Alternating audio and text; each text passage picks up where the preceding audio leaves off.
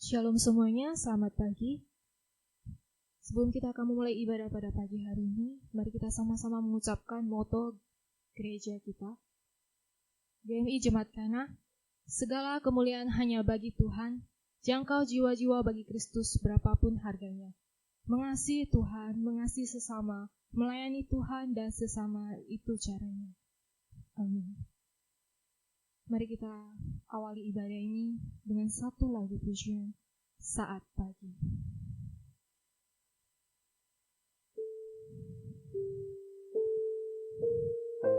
Mari saat ini kita datang menyembah Tuhan. Kita rendahkan diri kita. Dan mari kita mengucap syukur dan memuji Dia dengan segenap hati kita.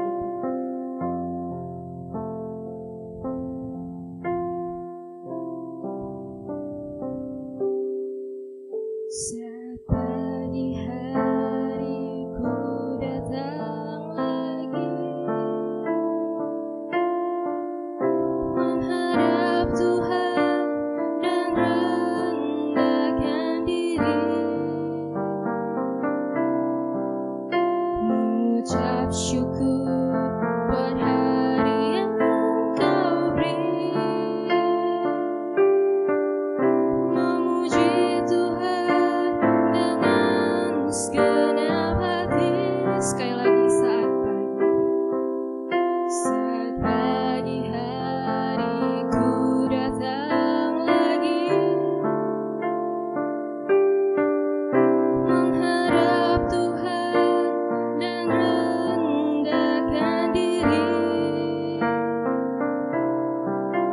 mengucap syukur buat hari yang Kau beri, memuji Tuhan dengan segenap hati. Ku sembah Kau, Allah Maha Kudus. Ku tinggi Kau, Allah Maha Tinggi.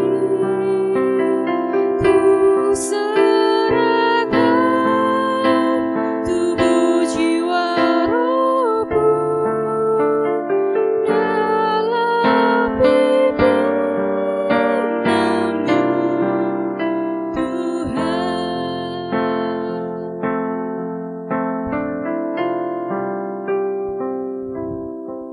Saat pagi hari ku datang lagi menghadap Tuhan dan rendahkan diri,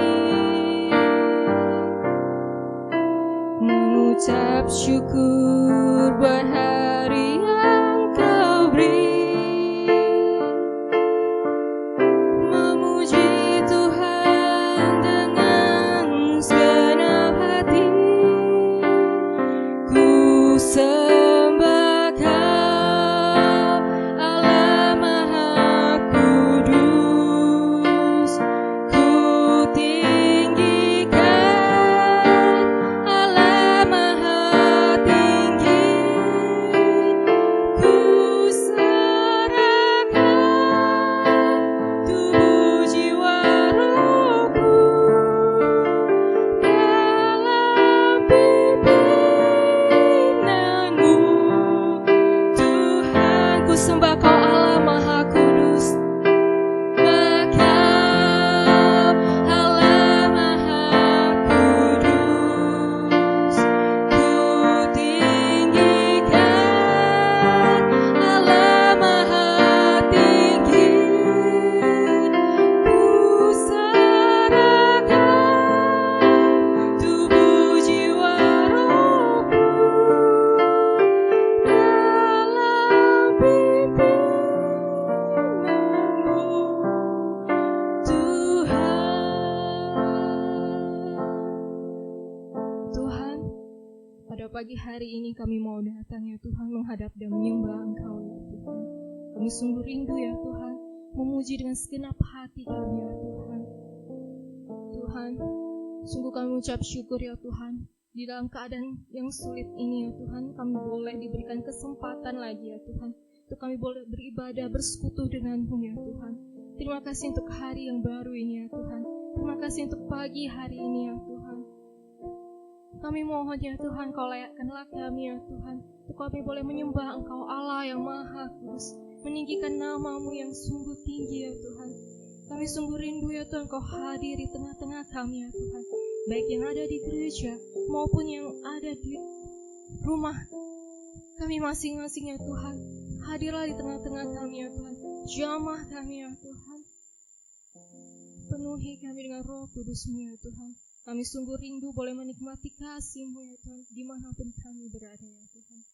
Kami bersyukur ya Tuhan, pagi hari ini ya Tuhan, kami juga boleh kembali akan mendengarkan firman-Mu ya Tuhan. Berikanlah kami hati yang mau menerima, yang mau mendengar ya Tuhan. Dan kiranya Engkau juga memberikan kami kekuatan untuk melakukannya dalam kehidupan kami. Walaupun tantangan berat ya Tuhan, walaupun mungkin ada rintangan ya Tuhan, kiranya Engkau yang memampukan kami ya Tuhan, untuk selalu melakukan firman-Mu dalam kehidupan kami. Berkati box suklip yang kami menyampaikan firman-Mu ya Tuhan. Biarlah kami boleh lebih lagi mengenal Engkau melalui box. Kami boleh lebih lagi ya Tuhan dekat kepada Engkau, dan kami boleh lebih lagi ya Tuhan mengalami Engkau dalam kehidupan kami. Kami menyerahkan ya Tuhan setiap kami hanya ke dalam tangan-Mu saja ya Tuhan. Engkau yang selalu memberkati, menyertai, dan menopang kami ya Tuhan. Terima kasih ya Tuhan, hanya di dalam nama-Mu Tuhan Yesus Kristus kami berdoa dan mengucap syukur. Amin. Saya undang kita semua untuk bangkit berdiri. Kita mau dengan sukacita, kita mau angkat lagu pujian Ku Diberi Kuasa.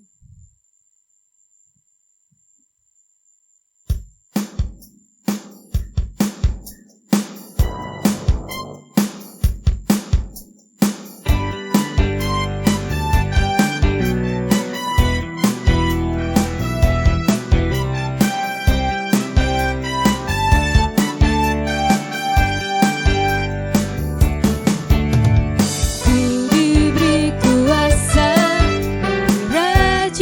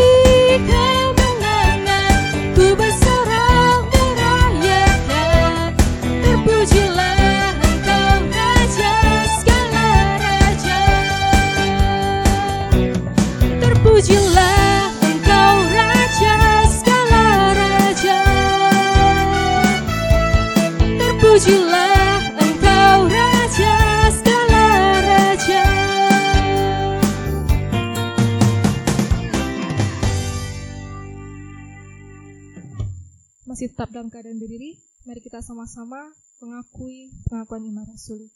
Pengakuan iman rasuli. Aku percaya kepada Allah, Bapa yang Maha Kuasa, Khalik langit dan bumi, dan kepada Yesus Kristus, anaknya yang Tuhan kita, yang dikandung daripada Roh Kudus, lahir dari anak darah Maria, yang menderita sengsara di bawah pemerintahan Pontius Pilatus, disalibkan, mati, dan dikuburkan. Pada hari yang ketiga, bangkit pula dari antara orang mati, naik ke surga, duduk di sebelah kanan Allah, Bapa yang Maha Kuasa, dan dari sana ia akan datang untuk menghakimi orang yang hidup dan yang mati. Aku percaya pada Roh Kudus, Gereja yang kudus dan am, persekutuan orang kudus, pengampunan dosa, kebangkitan orang mati, dan hidup yang kekal. Amin. Silakan duduk.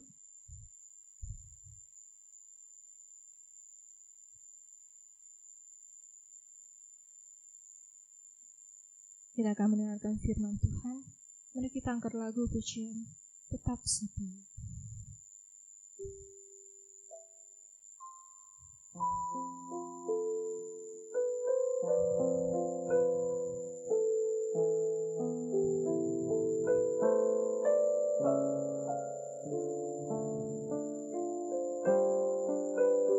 Selidiki aku, lihat hatiku. Selidiki aku, lihat hatiku. Apakah ku sungguh mengasihimu, Yesus, Kau yang Maha Tahu dan menilai hidupku. Tak ada yang tersembunyi bagimu.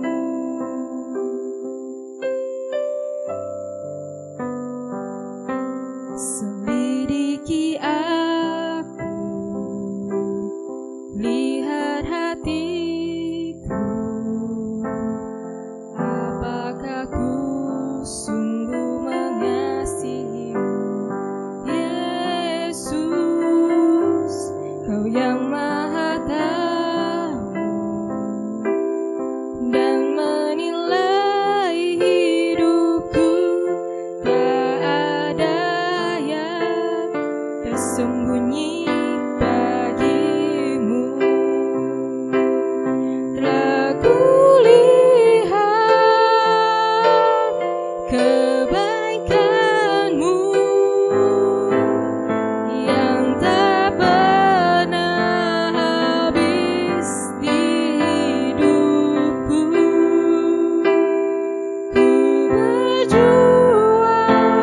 sampai akhirnya Kau dapati aku tetap setia. Tuhan, selidiki kami, selidiki aku, lihat hatiku. Apakah ku sungguh mengasihimu, Yesus, Kau yang Maha Tahu dan menilai hidupku. Tak ada yang tersembunyi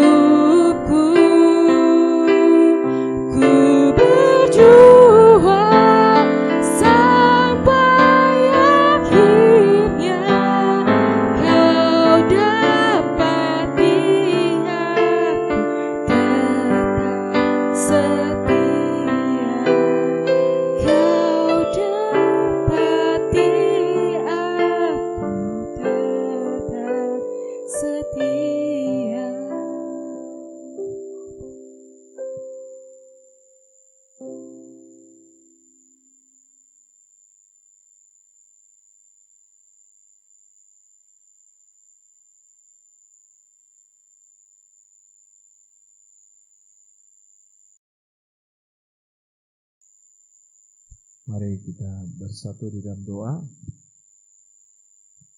Kami bersyukur Tuhan, hari ini kami boleh datang kembali ke dalam bait-Nya Tuhan. Kami rindu mendengarkan sabda-Mu. Jamalah hati pikiran kami Tuhan, sehingga di tengah-tengah masa-masa yang sulit, kami menjadi orang Kristen yang hidup di dalam Engkau. Hidup sebagaimana seperti yang Kau inginkan kami hidup di dalamnya. Berbicaralah Tuhan, ini doa kami. Urapi hamba-Mu yang terbatas ini. Biarlah Roh Kudus boleh menerjemahkan firman ini dalam setiap hati kami, sehingga kami dapat melakukannya. Di dalam nama Tuhan Yesus kami berdoa. Amin.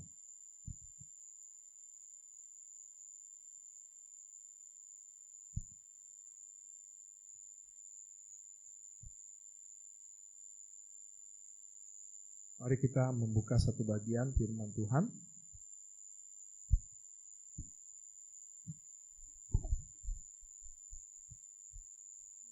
Efesus pasal yang ke-6 ayat 5 sampai dengan ayat yang ke-9.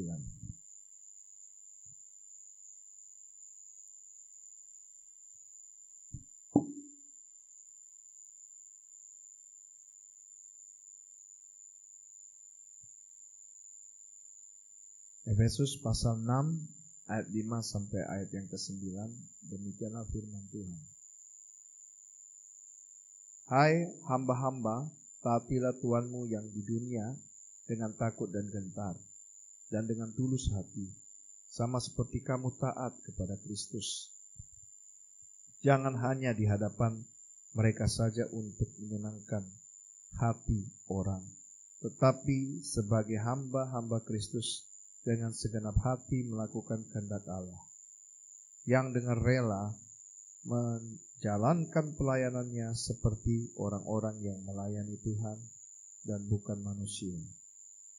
Kamu tahu bahwa setiap orang, baik hamba maupun orang merdeka, kalau ia telah berbuat sesuatu yang baik, ia akan menerima balasannya dari Tuhan.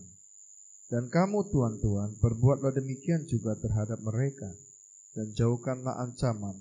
Ingatlah bahwa Tuhan mereka dan Tuhan kamu ada di surga, dan ia tidak memandang muka. Tema renungan kita hari ini, firman Tuhan ini dari Efesus 6 ayat 5 sampai 9, bertemakan kewajiban seorang yang hidup dalam Kristus ketika ia bekerja. Saudara, kalau kita melihat konteks dari surat, next. Surat ini ditulis pada waktu perbudakan itu masih ada. Ya. Dan seorang budak atau hamba, kalau istilah dalam bahasa Yunani itu doulos, itu tidak punya hak atas dirinya ketika dia dijual. Dia bekerja kepada majikannya yang membeli dia. Sehingga tidak heran ketika majikannya tidak ada di tempat, dia tidak akan bekerja. Ketika majikannya datang pulang, baru dia sibuk bekerja. Kenapa? Karena dia merasa, apa gunanya saya bekerja? Hidup saya juga gak ada gunanya, saya pun sudah dibeli. Saya kerja mati-matian, yang kaya tuan saya. Jadi untuk apa saya bekerja? Toh kalau saya kerja mati-matian, tuan saya yang enak. Saya sih gak enak. Makanya tuan akan ketika dia nampak hambanya tidak bekerja dengan baik, dicambuk, dipukul, dihajar. Jadi karena ketakutan itulah maka apa? Mereka akan melakukan pekerjaan ini. Bukan dengan ikhlas, tapi dengan perasaan terpaksa. Mungkin dengan perasaan menggerutu. Mau melawan, resikonya kematian. Karena dihukum di Kaisar Romawi, kalau budak hamba itu melawan, tuannya berhak untuk menghukum dia, bahkan membunuh dia. Next. Sehingga memang dalam konteks inilah mereka harus menyadari mereka hamba yang tidak berguna. Ya. Dan dalam konteks seperti ini, maka apa yang mereka lakukan, ya sepertinya hidup mereka itu gak ada tujuan, hidup mereka itu sepertinya ya menjalani hidup sampai mereka mati.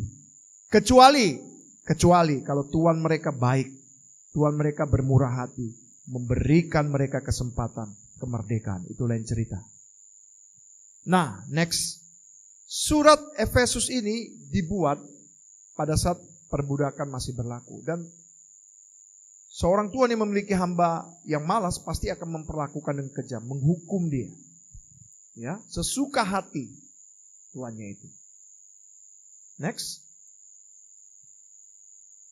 Saudara, tentu kita bertanya, kalau demikian kenapa prinsip firman Tuhan ini disuruh tunduk? Ya. Nah, kita belajar di sini prinsip Injil bukanlah menghapus sistem perbudakan waktu itu. Memang pada waktu itu tidak memungkinkan. Karena bayangkan kekristenan itu sangat minoritas. Di tengah-tengah agama, pada waktu itu agama Romawi yang menyembah berhala. Sangat minoritas. Jumlah mereka tidak bisa dibandingkan dengan kekaisaran Roma. Tapi saudara yang dikasih Tuhan, walaupun demikian, surat Efesus ini ditulis pada zaman itu bertujuan untuk apa? Supaya hamba dan tuan dapat hidup seperti dalam kebenaran firman Tuhan. Menjadi garam dan terang. Sebagai budak, sebagai hamba, taati tuanmu seperti engkau mentaati Kristus. Taati tuanmu seperti engkau mentaati Kristus. Dan sebagai tuan, ingat, engkau masih punya Tuhan di atas segala Tuhan yang sanggup menghakimi. Sehingga hidup yang demikian, kalau dijalani Bapak Ibu, akan menghasilkan pelan-pelan mentransformasi masyarakat ini. Dan itu butuh waktu yang begitu panjang untuk mentransformasi itu. Tetapi orang akan melihat apa bedanya Tuhan yang di dalam Kristus dan budak di dalam Kristus. Mereka tidak akan sama seperti di dunia ini. Walaupun mereka tuan, walaupun ini mereka hamba, tapi punya karakter Kristus. Next. Setelah 246 tahun, ya, ini pada tahun 1865, 18 Desember ini Abraham Lincoln mulai memutuskan, saudara, tidak lagi boleh ada perbudakan. Dan sistem di Amerika, perbudakan itu dilarang. Dan sampai hari ini, meskipun secara legal dilarang, tetapi kita bisa melihat praktek-praktek itu kadang-kadang terselubung. Penjualan manusia, ya. Tapi kita bisa melihat Abraham Lincoln ini adalah seorang Kristen. Dia berjuang waktu itu untuk apa? Karena perbudakan tidak sesuai dengan kebenaran firman Tuhan. Saudara yang dikasih Tuhan, namun demikian, next. Prinsip ini kita bisa ambil walaupun tidak ada tuan dan hamba, istilah perbudakan itu tidak ada lagi. Tapi kalau kita melihat di dalam dunia pekerjaan, kita mengenal istilah pimpinan, atasan, ya itu hampir sama dengan tuan. Dan hamba itu apa? Karyawan, pegawai. Saudara, ini dilema yang kita hadapi. Kenapa? Seorang karyawan dia akan berpikir begini, nah, udahlah kalau gitu, saya pengen kalau bisa bekerja seminimal mungkin mendapat keuntungan sebanyak mungkin. Kalau kerja saya banyak tapi nggak naik gaji, mulai menggerutu, mulai kerja asal-asalan, mulai kerja yang nggak benar. Dan Tuhan kalau nggak di dalam Kristus, apa yang dia lakukan? Dia akan berusaha untuk apa? Menggeruk keuntungan sebanyak-banyak. Kalau bisa karyawan itu diperas sedemikian rupa, gajinya tidak usah dinaikkan, biar aja diambil keuntungan sebanyak-banyaknya. Saudara, ini tentu tidak sesuai dengan kebenaran firman. Oleh karena itu ketika kita belajar bagaimana seorang Kristen hidup di tengah-tengah dunia yang seperti ini, kita harus lihat Kristus. Karena kita bukan pengikut agama, tapi kita pengikut Tuhan Yesus Kristus. Ukuran kita bukanlah seberapa kita tahu tentang kebenaran firman Tuhan. Ukurannya adalah seberapa hidup kita dikuasai firman Tuhan. Kalau hidup satu bangsa, satu negara, satu komunitas, walaupun kecil, dikuasai oleh firman Tuhan, maka itu akan memberi dampak. Next. Saudara yang dikasih Tuhan, bagaimana kalau kita mendapati diri kita sebagai pegawai, karyawan bawahan. Firman Tuhan pada Efesus pasal 6 ayat yang kelima. Dalam terjemahan baru. Hai hamba-hamba, taatilah Tuhanmu yang di dalam dunia dengan takut dan gentar. Dengan tulus hati, sama seperti kamu taat kepada Kristus. Kalau dalam bahasa Indonesia sehari-hari dikatakan seperti ini. Saudara-saudara yang menjadi hamba, turutlah perintah Tuhanmu di dunia ini. Lakukanlah itu dengan perasaan hormat dan patuh, serta dengan sungguh-sungguh, seolah-olah kamu lakukan kepada Kristus sendiri. Wah, luar biasa. Jadi, kalau kita menjadi pegawai, entah kita itu karyawan, entah itu bawahan, ya, sebagai guru kita punya pimpinan perguruan, kepala sekolah. Sebagai pendeta juga pegawai gereja, punya pimpinan distrik, punya bishop atau ketua. Ya. Tentu di mana kita bekerja kita harus punya aturan. Saudara, bagaimana hidup kita? Taatilah pimpinanmu dengan hormat dan patuh. Kalau di dalam terjemahan bahasa Indonesia sehari-hari, dengan sungguh-sungguh. Kalau terjemahan baru, dengan tulus. Artinya apa? Lakukanlah itu bukan karena kita mau mencari keuntungan kita sendiri. Tapi seolah-olah untuk Tuhan. Apa yang kita lakukan ini untuk Tuhan. Kalau hidup ini hanya kita pertanggungjawabkan, setelah kita mati sudah ada penghakiman, bisa kita ikuti firman ini. Tapi masalahnya, firman Tuhan katakan setelah kita mati, kita akan dihakimi. Bagaimana hidup kita yang sesuai Kristus? Nah, tentu inilah yang Tuhan inginkan. Mari kita sebagai anak-anak Tuhan belajar untuk hormat dan patuh. Bagaimana kita bisa patuh kepada Tuhan yang tidak terlihat, sementara kita tidak mau tunduk dan patuh kepada pemimpin kita. Saudara, saya mau kasih tahu, ini pelajaran yang saya dapatkan. Memberontak itu tidak ada guna. Seorang pendeta kalau ditempatkan di satu tempat, dia harus tunduk walaupun berat. Iya kan? Kalau nggak mau memberontak. Saudara, saya belajar pengalaman pertama ketika saya tamat sekolah teologi. Tempatkan di tempat ini. Ya saudara, 2005-2007. Saya belajar, saya ingat selalu. Dan ini tidak pernah saya lupa. Jika mau menikah di sini nggak diizinkan oleh pusat. Disuruh pilih menikah, keluar, atau tidak menikah tetap melayani. Saudara, waktu itu bukan tidak mudah buat saya. Udah, kita keluar aja dari Metodis, kita bentuk gereja lain. Tapi ada satu pendeta senior yang menasihati saya. Ingat, kamu anak Metodis, kamu jemaat Metodis, kamu bukan takut pada Metodis, tapi takut akan Tuhan. Apa yang kau lakukan? Ingat, punya konsekuensi yang panjang. Kalau kau taat, satu-satu Tuhan akan pakai kau. Mungkin hari ini kau seperti Yusuf. Mungkin hari ini kau dilemparkan di lubang yang paling dalam.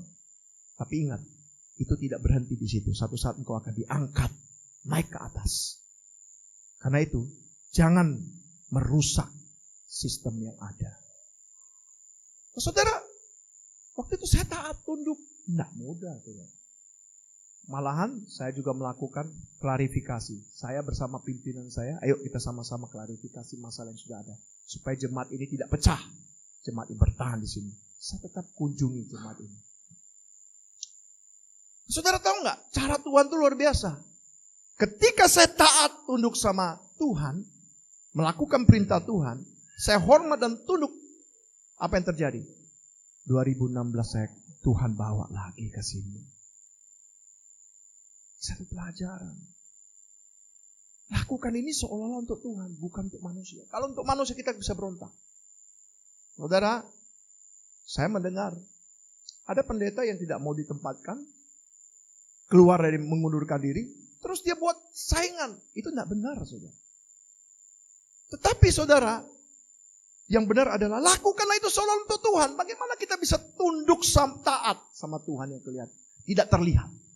Kalau kita tidak mau tunduk sama Tuhan.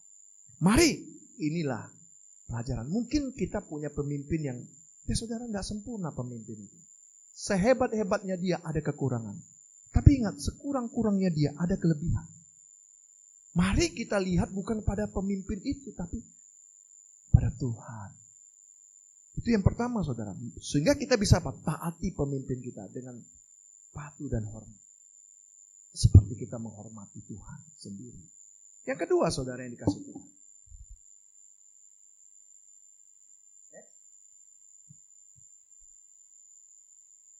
Saya akan membaca ayat yang ke-6 dalam bahasa Indonesia sehari-hari aja ya. Janganlah berlaku demikian hanya pada waktu kamu diawasi. Hanya untuk mendapat pujian manusia. Tetapi hendaklah kamu melakukannya sebagai hamba Kristus yang sedang menuruti kemauan Allah dengan sepenuh hati. Wah, ini kayaknya sepertinya lebih kita dalam yang ngerti gitu ya. Kalau terjemahan bahasa Indonesia baru ya. Dan jangan hanya di hadapan mereka saja untuk menyenangkan hati orang, tetapi sebagai hamba Kristus dengan segenap hati melakukan kehendak Allah. Nah, saudara, apa artinya firman Tuhan ini? Ketika kita menjadi seorang pegawai atau karyawan atau bawahan, motivasi kita bekerja bukan untuk kita dilihat manusia. Motivasi kita bekerja adalah kita melakukan kehendak Tuhan dengan sepenuh hati. Saudara, sama. Pada waktu kita beribadah bukan untuk menyenangkan hati siapapun, untuk menyenangkan hati Tuhan. Termasuk yang nonton di TV, di YouTube. Nah, ada yang bisa melihat Anda, mengawasi Anda. Anda ibadah, tapi ketika Anda ibadah, mari Tuhan yang melihat.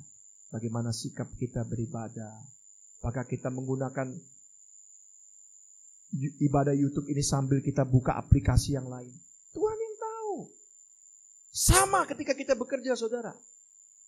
Jangan ketika ada CCTV, baru kita rajin. Wah, ketika CCTV-nya mati, kita pura-pura. Atau kita sengaja rusakin aja CCTV-nya supaya nggak bisa lihat. Atau ketika ada sidak, instruksi dari pimpinan pusat melihat, baru kita kerja. Nampak sibuk kerja. Begitu pimpinan tidak ada, sudah santai. Hari ini hari merdeka. Saudara, Tuhan tegur nih, kita semua tanpa kecuali, termasuk saya dulu. Ya, motivasi kita bekerja bukan dilihat manusia, tapi melakukan kehendak Tuhan. Saya pernah, saudara, suatu saat saya di satu perguruan tertentu, saya nggak perlu sebut namanya. Saya tanya dengan salah satu orang bekerja di sana. Kok hari ini sibuk ya? Ular kilir. Iya Pak, hari ini spesial. Kenapa? Pimpinan perguruan sibuk dibuat. Kenapa? Tiba-tiba orang yayasan datang mendadak. Pokoknya dibuat. Yang tadi amburadul dibuat. Ayo cepat-cepat, sampah diambil. Nanti datang orang yayasan. Ayo cepat-cepat. Saya diam. Saya merenung. Ini baru orang yayasan turun mendadak, sibuk kalang kabut. Kalau seandainya kita bekerja dengan baik, perlu kita seperti ini? Bagaimana kalau Tuhan sendiri yang datang?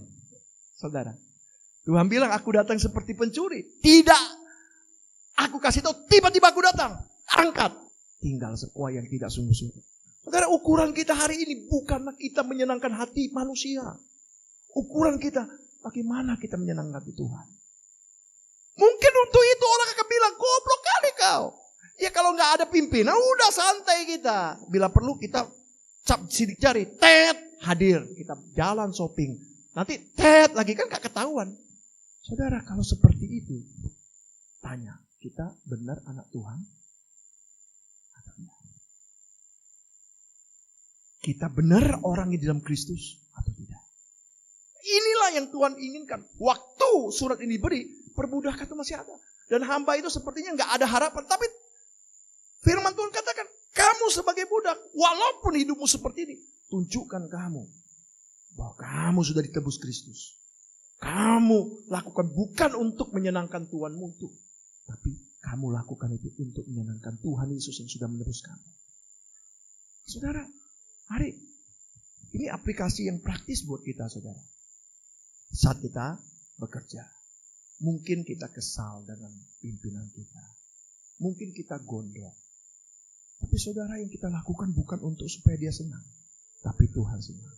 Ada kehendak Tuhan yang harus kita lakukan. Yang ketiga, saudara. Next. Kita harus rela melayani seperti untuk Tuhan dan bukan untuk manusia. Ayat 7 dalam terjemahan bahasa Indonesia Baru ya. Efesus 5 ayat 7. Dan yang dengan rela menjalankan pelayanannya seperti orang-orang yang melayani Tuhan dan bukan manusia. Dalam bahasa Indonesia sehari saya bacakan. Pekerjaan yang kalian lakukan sebagai hamba itu, hendaklah kalian kerjakan dengan hati yang gembira. Seolah-olah Tuhanlah yang kalian layani dan bukan hanya manusia. Saudara yang dikasih Tuhan, yang ketiga ini perlu. Kita harus rela melayani seperti untuk Tuhan dan bukan untuk manusia. Saudara yang dikasih Tuhan, next. Kata rela itu dalam bahasa asli salinan Alkitab dalam Efesus 2 ayat 5 sampai 7 dikaitkan dengan pekerjaan hamba atau doulos yang melayani Tuhan pada zaman waktu itu. Next, seorang hamba tidak memiliki hak apapun kala ia menyerahkan dirinya dan mengabdi kepada Tuhannya. Nasib hamba ini sangat ditentukan oleh kebaikan hati, seperti yang saya katakan tadi. Kebaikan hati dan kebijaksanaan akan Tuhannya. Dia tidak bisa protes, tidak bisa menuntut apapun pada Tuhannya, walaupun mengalami perlakuan buruk atau perbuatan yang tidak menyenangkan yang dilakukannya. Bahkan yang melanggar hak asasinya, tapi kerelaan melayani seperti untuk Tuhan dan bukan untuk manusia memungkinkan seorang bawahan itu dapat melayani dengan sukacita. Nah, saudara, kalau kita hanya berfokus, ya, kita bersungut-sungut, bekerja, marah, kita merasa, kenapa aku kerja di sini? Udah banyak aku kerja, nggak dihargai, nggak naik gajiku. Kita marah, dan apa yang terjadi, saudara? Kita nggak akan pernah sukacita. Tapi kalau kita menyadari, bukankah kalau saya bisa bekerja, itu semua anugerah Tuhan, bukan? Coba saudara, kalau kita punya prinsip ini, saat orang lain di PHK ini masa-masa pandemi, saudara. Tapi seandainya Anda hari ini masih punya pekerjaan, tidak akan syukuri itu dari Tuhan. Mari bekerjalah dengan rela hati untuk Tuhan. Karena apa yang kita kerjakan itu, Tuhan sendiri akan memberkati kita. Next. Jadi saudara, sekalipun gaji kita kecil, ya, sekalipun mungkin kita nggak naik-naik gaji, ya karena saya tahu di antara kita kalau pokok doanya, tolong doakan naik gaji gitu ya. Tapi kalau seandainya pun tidak naik gaji, saudara, mari kita lihat, jangan kita lihat, oh kita mencari keuntungan pribadi kita. Tapi mari kita lihat, di mana Allah mengizinkan kita bekerja, ada rencana Tuhan. Ada rencana Tuhan. Dan anggaplah pekerjaan yang kita lakukan bukan untuk manusia. Jadi, anggaplah apa yang kita lakukan itu untuk Tuhan. Andai kata pun kita seandainya bekerja sebagai tukang ngepel, maka Martin Luther King pernah berkata, marilah jadi tukang pel yang istimewa. Yang seolah-olah ketika dia bekerja, dia seperti pelukis. Membersihkan lantai ini dengan semangat. Sampai malaikat di surga berkata, wow, saya belum pernah lihat seorang tukang pel yang melukis seperti Michelangelo melukis lukisan. Kenapa? Karena dia lakukan bukan dengan perasaan menggerutu dan terbeban, tapi untuk Tuhan. Ada satu kesaksian, saudara. Saya waktu dengar cerita ini juga saya terenyuh, saudara. Jadi teman saya ini pelayanan di satu gereja. Ini ada satu koster. Koster itu apa? Koster gereja itu seperti pembantu ya di gereja yang membersihkan gitu ya gereja. Nah, bayangkan saudara, pendidikannya nggak tamat SD dan dia juga nggak terpelajar, miskin, sederhana, gajinya pun pas-pasan. Tetapi ini teman saya ini karena bekerja di satu gereja ini dia lihat, tapi semangat koster ini luar biasa. Sudah dia sapu lagi. Sudah dia pel lagi. Pokoknya bolak-balik sampai dia tanya, "Pak, kok Bapak lakukan sampai bersih? Kenapa sih Pak Bapak lakukan ini? Bapak gaji Bapak juga nggak naik. Bersihkannya sampai seolah-olah Bapak gaji juga bayar. Dibayar juga sederhana. Nggak naik gaji juga." Tahu nggak jawaban inilah yang sampai hari ini saya masih ingat. Saya kan lakukan bukan untuk manusia. Saya lakukan untuk Tuhan. Jadi walaupun dari gereja nggak naikkan gaji saya nggak apa-apa.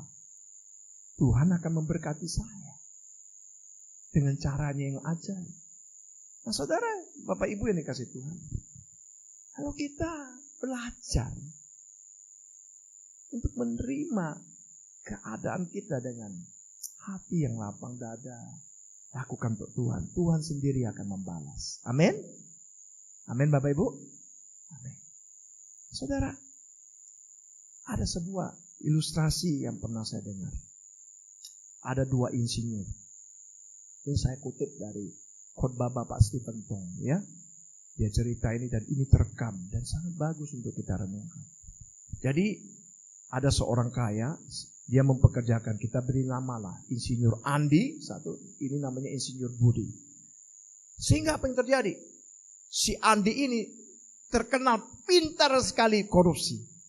Mulai pelan-pelan, sikit-sikit korupsi, supaya nggak ketahuan, dia korupsi sikit-sikit, ya kan? Tapi si Budi ini nggak mau korupsi, jujur kali. Pokoknya dia bisa kerjakan, dia kerjakan terbaik, the best. Bahkan kalau perlu dia korbankan apa yang bisa. Sehingga cerita saudara, secara terpisah dipanggil Insinyur Andi dan Insinyur Budi. Bos bilang, ini hari Andi kamu kerja. Ini hari terakhir kamu kerja Budi. Jadi baik Andi maupun Budi berpikir, oh ini proyek terakhir sebelum mereka dipensiunkan. Wah. Dengan proyek terakhir maka si Andi berpikir, wah kalau gitu saya nggak bisa korupsi lagi. Ini kali ini harus korupsi yang benar-benar korupsi.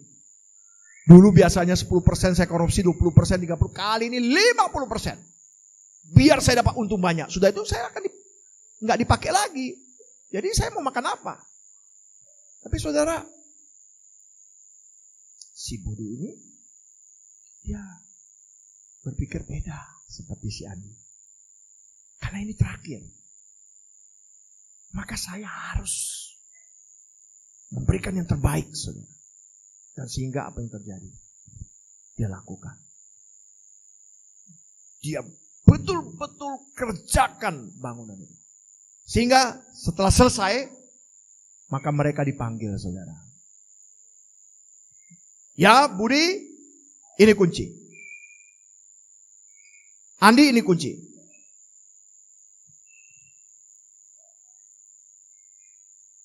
Apa? Maksudnya, Pak, kalian karena sudah bekerja perusahaan ini, maka kalian akan saya berikan hadiah. Tapi dengan syarat. Apa syarat? Kamu harus tinggal di rumah yang saya hadiahkan itu. Tidak boleh dijual. Harus tinggal. Anak, istrimu, bahkan cucumu. Pucatlah mukanya si Andi. Bisa kita tebak kenapa pucat? Karena dia tidak punya kejujuran. Sehingga kalau di tempat itu hancur. Tapi si Budi bersyukur. Ini rumah yang paling baik. Saudara, apa yang dilakukan? Yang kita lakukan untuk Tuhan. itu semuanya akan berdampak pada kekekalan. Nah, saudara, next, bagaimana kalau kita menjadi seorang pimpinan, saudara? Efesus 6 ayat 8 sampai 9 berkata demikian. Kamu tahu bahwa setiap orang, baik hamba maupun orang merdeka, kalau ia telah berbuat sesuatu yang baik, ia akan menerima balasan dari Tuhan. Dan kamu, tuan-tuan, perbuatlah demikian juga terhadap mereka. Dan jauhkanlah ancaman. Ingatlah bahwa Tuhan mereka dan Tuhan kamu ada di surga dan ia tidak memandang muka. Kewajiban seorang pemimpin apa? Memperlakukan bawahannya dengan baik. Ayat 8 dan 9.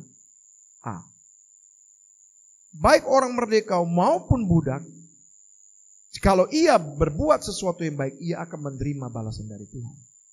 Dan kamu tuan-tuan perbuatlah demikian juga terhadap mereka.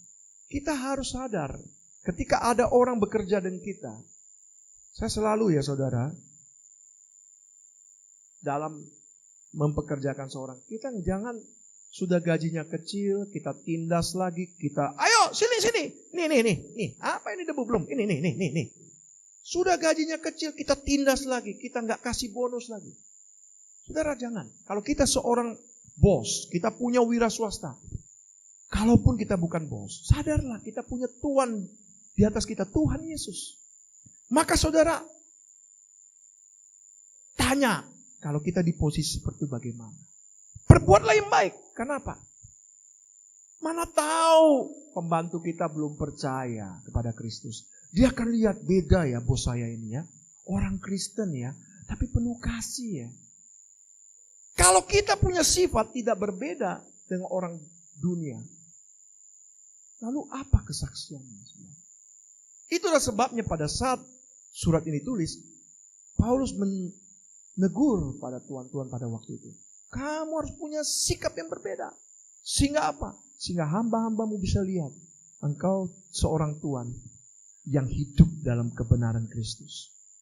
Yang kedua saudara, ayat 9b.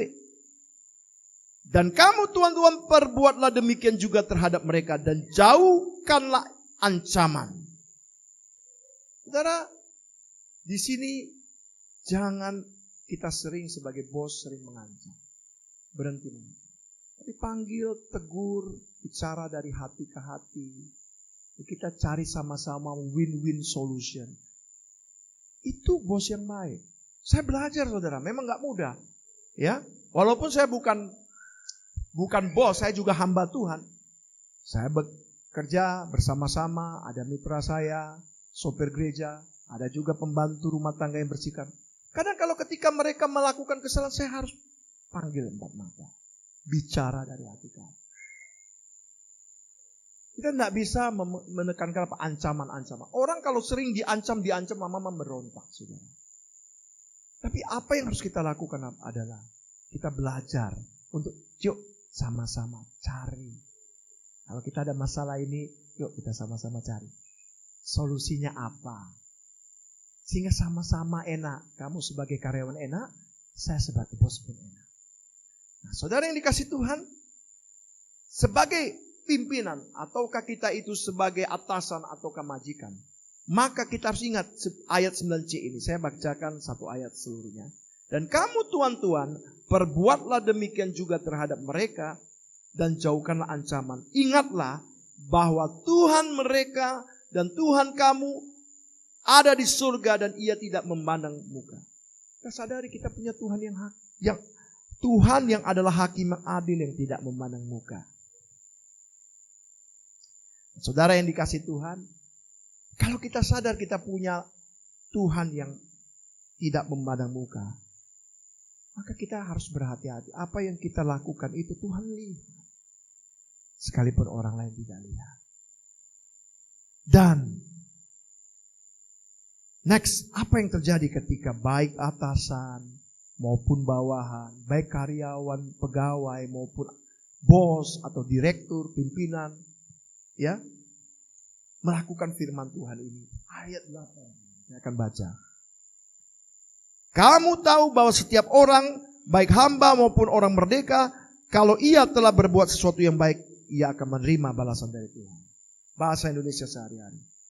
Ingatlah bahwa setiap orang, baik hamba maupun orang mereka, akan menerima balasan dari Tuhan untuk hal-hal yang baik yang dilakukannya. Jadi introspeksi diri kita. Perbuatan yang baik untuk diri kita itu akan kembali kepada kita. Saudara, jadi apa yang kita lakukan? Ingat ya, baik kita sebagai pimpinan, kita lakukan yang terbaik untuk bawahan kita. Mensejahterakan di mereka, bukan mengeksploitasi mereka, nggak boleh. Demikian kita sebagai bawahan. Kita bukan untuk menguntungkan diri kita, tapi kita melakukan untuk Tuhan. Maka apa? Tuhan sendiri yang akan balas, saudara. Dengan cara Tuhan yang baik, yang ajaib, yang kadang-kadang kita nggak mikir. Saudara, lakukanlah untuk Tuhan. Sebab apa, saudara? Saya jujur, ketika saya melayani seperti ini, saya berpikir begini, walaupun nanti satu saat saya akan tinggalkan tempat ini, tidak selamanya saya selamanya di sini. Tapi saya harus lakukan yang terbaik. Kenapa? Karena saya lakukan untuk Tuhan. Dan saya percaya, karena Tuhan sudah latih saya seperti burung Raja Wali. Dia buat saya di mula saya pelayanan tamat dari sekolah teologi di Maryland ini, saya dilatih. Dan saya melihat apa yang kita tabur, kita akan tuai.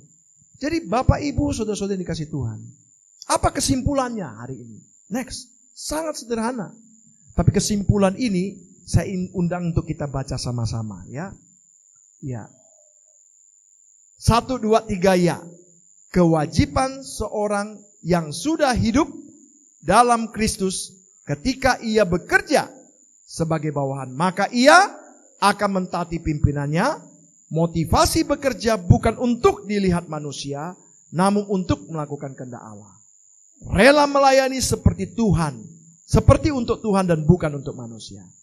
Yang kedua, kewajiban seorang yang sudah hidup dalam Kristus ketika ia bekerja sebagai atasan, maka ia akan belajar memperlakukan bawahannya dengan baik, berhenti mengancam dan menyadari bahwa Tuhan adalah hakim yang adil yang tidak memandang muka. Nah, mari kita lakukan Bapak Ibu. Apalagi kalau kita bekerja di ladang Tuhan. Mungkin kita melayani sebagai pekerja sosial, tidak dibayar. Tapi saudara, walaupun kita tidak dibayar, kita dapat berkat kekekalan, saudara. Dan apa yang kita lakukan ini gak sia-sia. Ingat Bapak Ibu, apa yang kita lakukan ini, Tuhan akan lihat dan memberkati kita. Mari kita bersatu dalam doa. Terima kasih Bapa surgawi, kami sudah dengar firman. Tolong Tuhan supaya Engkau berbicara lebih dalam hidup kami. Koreksi kami Tuhan. Apabila kami mungkin bekerja hanya untuk dilihat bos kami. Apabila kami hanya untuk mencari keuntungan diri pribadi. Apabila kami tidak sungguh-sungguh hati, sadarkan bahwa Tuhan Engkau melihat kami. Atau mungkin kami sebagai pimpinan, sebagai majikan. Kami kadang-kadang tergoda untuk menggaji serendah-rendahnya, mengambil keuntungan sebanyak-banyak. Tetapi kami sadar kami punya hakim yang adil, Engkau Tuhan Yesus, yang akan menghakimi kami dengan kebenaran-Mu. Karena itu Tuhan tolong, biarlah hidup kami, baik kami dalam posisi sebagai majikan, ataupun posisi kami sebagai bawahan. Kami belajar untuk hidup. Kami lakukan ini bukan untuk manusia, tapi untuk Tuhan. Dan Tuhan Yesus sendiri akan membalas segala pekerjaan baik yang kami lakukan. Terima kasih Bapa. Ini firman-Mu biarlah boleh kami lakukan di dalam hidup kami. Sehingga setiap orang boleh mengalami Kristus ketika mereka melihat hidup kami, mereka memilih Kristus. Dalam nama Tuhan Yesus kami berdoa. Amin.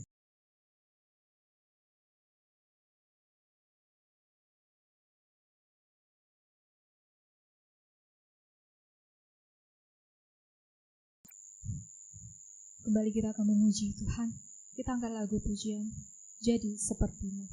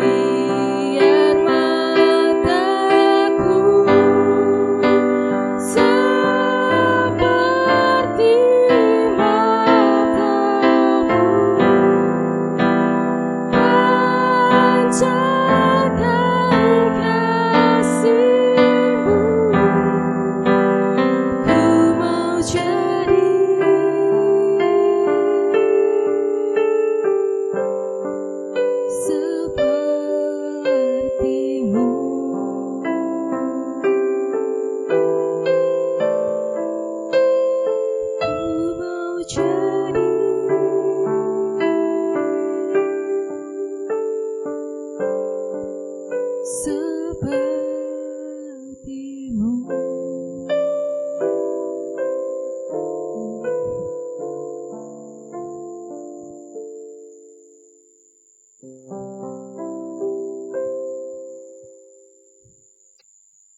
kita sama-sama mengucapkan doa Bapa kami. Bapa kami yang di surga, dikuduskanlah nama-Mu. Datanglah kerajaan-Mu, jadilah kehendak-Mu di bumi seperti di surga.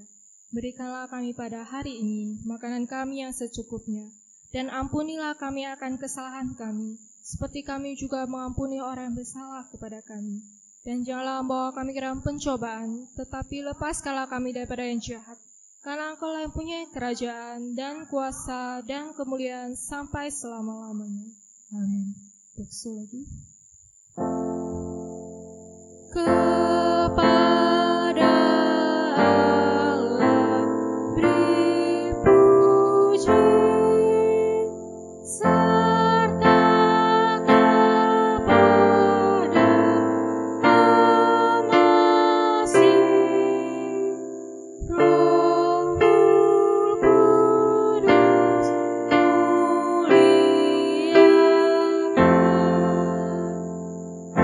berkuasa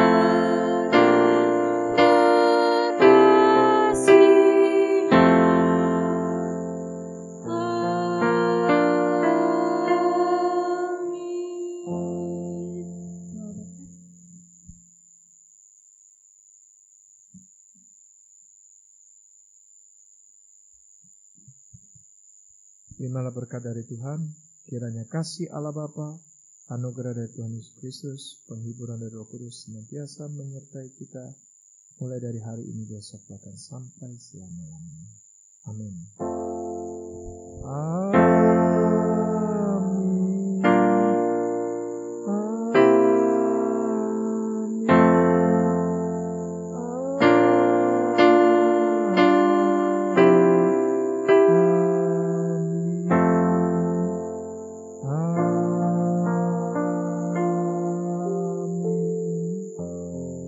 Silakan duduk, sahabat dulu.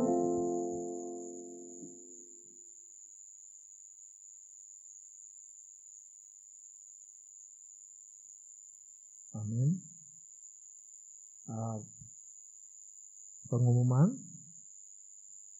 Mari kita tetap berdoa supaya visi gereja kita dalam 1 tahun, 1 orang yang sudah percaya Kristus, yang sudah dimuridkan, memuridkan paling sedikit 1 orang dalam 1 tahun.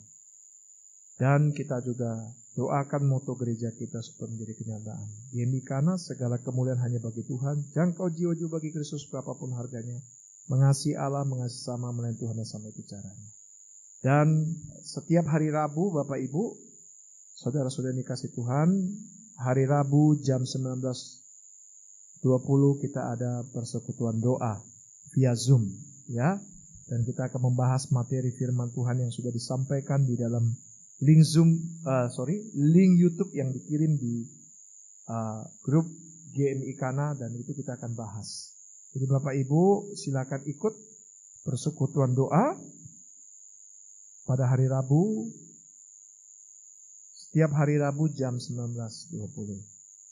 Dan link Zoom-nya akan diberikan di grup GMI Kana. Dan juga Bapak Ibu di grup itu ada pengumuman-pengumuman tentang vaksin. Bapak Ibu bisa mendatangi tempatnya sendiri, mencarinya, dan jangan sampai terlambat ya. Kita harap supaya kita bisa cepat divaksin, dan kita berharap doakan supaya gereja kita bisa buka ya. Paling lambat akhir dari bulan Juli 2021. Tuhan Yesus memberkati.